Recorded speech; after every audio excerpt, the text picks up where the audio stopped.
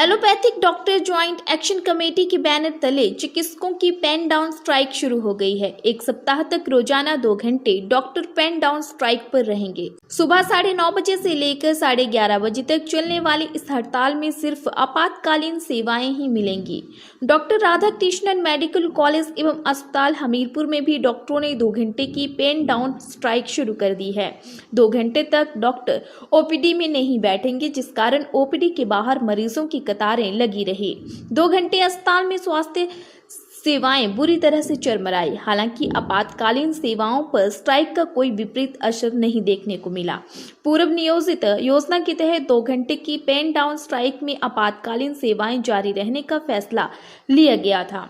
उसी निर्णय के अनुरूप आज चिकित्सकों ने 2 घंटे कामकाज पूरी तरह से ठप कर दिया है। गेट मीटिंग कर सरकार के प्रति रोष भी प्रकट किया। हिमाचल प्रदेश डॉक्टर एसोसिएशन के महासचिव डॉक्टर पुष्पेंद्र वर्मा ने कहा कि वेतन विसंगतियों को लेकर डॉक्टर पेन डाउन स्ट्राइक कर रहे हैं। उन्होंने कहा कि 1 सप्ताह तक हर रोज 2 घंटे की हड़ताल होगी। यदि सरकार ने उनकी मांगों को नहीं माना तो फिर अनिश्चितकालीन हड़ताल शुरू की जा सकती है।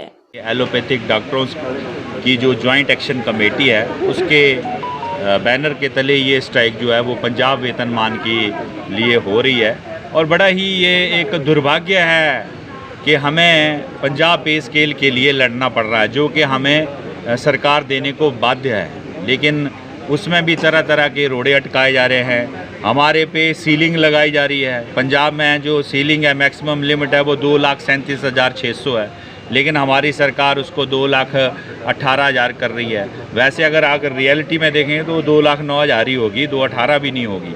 दूसरा, आप हमारे एनपीए को कम कर रहे हैं, 25 से 20% कर रहे हैं और उसको लागू कर रहे हैं 1/1/2016 से। क्या कभी अलाउंस जो है वो बैक डेट से लागू होता है? कभी नहीं होता। तो हमारी मांग थी कि वो अगर आपने जो भी करना है, अगर उसको 25 रखना है तो 25 रखिए, क्योंकि हम चाहते हैं कि अगर आप पंजाब पे कमीशन फॉलो कर रहे हैं तो पंजाब पे कमीशन फॉलो करिए। अगर आपने फॉलो नहीं करना है तो हम 25% फिर एनपीए लेके रहेंगे। दूसरा, हमारी डिमांड थी टाइम स्केल की 4/9/14 की, क्योंकि डॉक्टर्स की कोई प्रमोशन नहीं होती, मेडिकल कॉलेजेस में भी कोई प्रमोशन नहीं होती, पेरिफेरी में भी कोई प्रमोशन नहीं होती। हमारे डॉक्टर असिस्टेंट प्रोफेसर हैं तो वो वहीं से रिटायर हो जा रहे हैं, एसोसिएट तो वहीं से रिटायर हो जा रहे हैं। बार बार रिटायरमेंट की एज को बढ़ाया जा रहा है। हम चाहते हैं कि एक एज रहे, वो पेरिफेरी के लिए भी और हमारे मेडिकल कॉलेजेस के लिए भी एटलीस्ट एक समानता तो बनेगी। दूसरा सबसे बड़ा मुद्दा है कि कहा गया कि हमारे जो अनुबंधित डॉक्टर हैं वो 60% पे लगेंगे। वो 60% पे क्यों लगेंगे? जब एक रेगुलर डॉक्टर की पे 56,100 रुपये है तो वो 60% पे क्यों लगेंगे? आप बताइए। इसलिए हमारे जो होनहार बच्चे हैं इतने सारे, आपने 8-8, 9-9 मेडिकल कॉलेजेस पूरे प्रदेश में खोल दिए हैं, वो इसलिए डॉक्टर बनेंगे कि कल को 60% वो को बंधुआ मजदूरी है कि 60% पे लगेंगे। क्यों लगेंगे 60% पे? ऐसा कौन सा कारण हो गया कि आप बोल रहे हैं कि कॉन्ट्रैक्ट के एम्प्लॉय 60% पे लगेंगे? आप बताइए, पिछले 2.5 साल से हमारे जो डॉक्टर्स हैं अपनी जान हथेली पे रख के कोविड वार्ड में काम कर रहे हैं। हमारी लेडी मेडिकल अफसर अपने छोटे छोटे बच्चों को घर पे छोड़ के, कोई लैक्टेटिंग मदर है, कोई प्रेग्नेंट है, फिर भी उन्होंने ड्यूटियां दी। तो हमने क्या, उसमें तो सरकार ने हमें कहा कि आपको इंसेंटिव देंगे, तो कोई इंसेंटिव दिया? सरकार से पूछिए, आपके किसी डॉक्टर को आपने कोविड इंसेंटिव दिया? बाहर की प्रदेश सरकारों ने 2-2 महीने की सैलरी दी अपने कोविड वॉरियर्स को, लेकिन हमारे को कुछ नहीं मिला।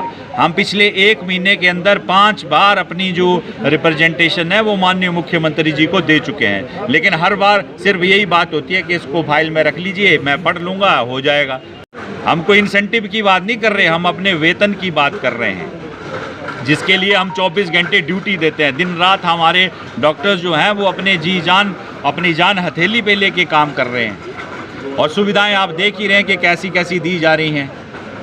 इस सारी जो आप देखिए, हमीरपुर में हमारे 2 साल से सिटी स्कैन काम नहीं कर रहा, वैसे ही टांडा में काम है। इस सारा दोष किस पे जाता है? डॉक्टर्स पे।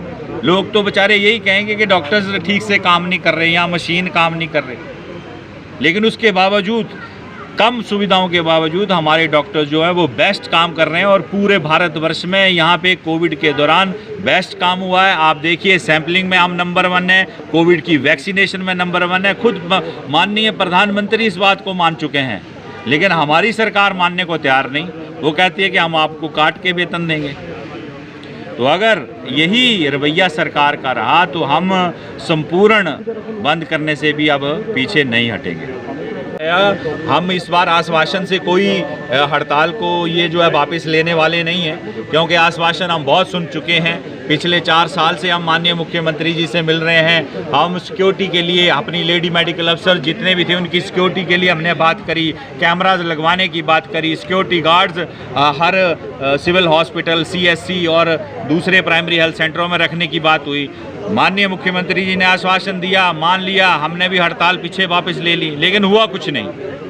आज भी आप देखिए कोविड में हमारे डॉक्टरों पे डलहौजी में हमला हुआ, इसके अलावा लड़भड़ोल में हमारे लेडी मेडिकल ऑफिसर्स पे हमला हुआ, तो कहाँ हैं? तो ये आश्वासनों से इस बार काम नहीं चलेगा। और सारी जॉइंट एक्शन कमेटी ने जो है वो एक मत से फैसला किया हुआ है कि जो भी होगा वो रिटर्न में होगा। अगर सरकार हमें लिखित देगी, हमने कोई बड़ी मांगें नहीं दी हैं, ना ही हमारी कोई मांग गैर कानूनी है, सब कानूनी मांगे हैं कि पंजाब वेतनमान जिसका समझौता हमारी प्रदेश सरकार ने कर्मचारियों से 1970-71 में किया है, हम उसको लागू करने की बात कह रहे हैं। और साथ में हमारे जो अलाउंसेज हैं उनको भी लागू किया जाए। तो ये हमारी मांग है जिसका हमें लिखित में जो है वो सरकार की तरफ से चाहिए। अगर वो देते हैं तो ठीक है, नहीं तो सर ये जो हड़ताल है ये चलती रहेगी।